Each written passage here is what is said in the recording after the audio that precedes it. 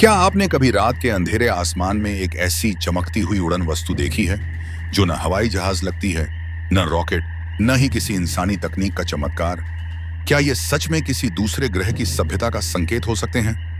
आज हम आपको ले चलेंगे UDAN टस्टारी यानी यूएफओ के उन अनोखे और चौंकाने वाले रहस्यों की यात्रा पर, शाबाश, जो आपको सोचने पर मजबूर कर देंगे। रात का आसमान हमेशा से रहस्यों को समेटे रहा है, लेकिन उड़न तश्तरी यानी UDAN टस्टारी उन रहस्यों में सबसे बड़ा रहस्य रही है। हैरानी की बात है कि यूएफओ का पहला लिखित सबूत आज से लगभग 4000 साल पुराना है, जब प्राचीन मिस्र की पांडुलिपियों में आग की गोल वस्तुएं आकाश में उड़ती दिखी थी।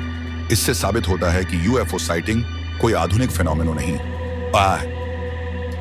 जी हाँ, बल्कि मानव इतिहास का हिस्सा रही है। भारत भी इससे अछूता नहीं रहा।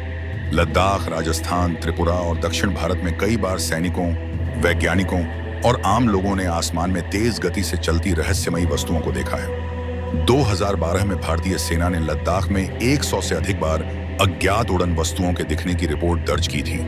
ये घटनाएं वैज्ञानिकों को आज भी उलझन में डालती हैं। इसी तरह दुनिया का सबसे चर्चित यूएफओ की उशामा सोयुज़ केस 1947 का रॉसवेल इंसिडेंट ने तो पूरी दुनिया की सोच बदल कर रख दी थी, जब न्यू मैक्सिको में एक अजीब उड़न वस्तु के गिरने की खबर फैल गई। कुछ लोगों ने दावा किया कि उन्होंने धातु के टुकड़े और एलियन जैसे जीव देखे थे, जबकि सरकार ने इसे वेदर बैलून कहकर मामला दबा दिया।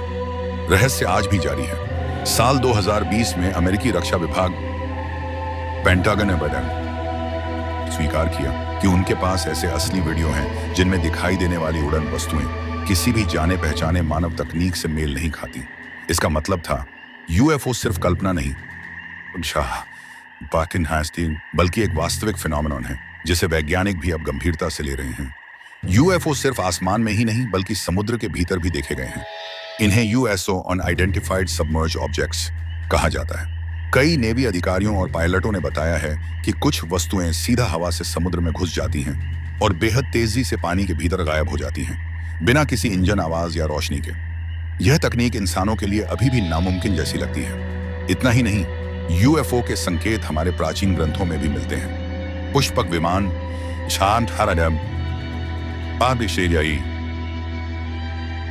विमान शास्त्र जैसे वर्णन यह सोचने पर मजबूर करते हैं कि क्या वास्तव में प्राचीन सभ्यताएं किसी उन्नत तकनीक का इस्तेमाल करती थीं? दुनिया के 22 से ज्यादा देश यूएफओ पर सरकारी रिसर्च कर चुके हैं, जिनमें अमेरिका, रूस, फ्रांस, जापान और भारत भी शामिल हैं।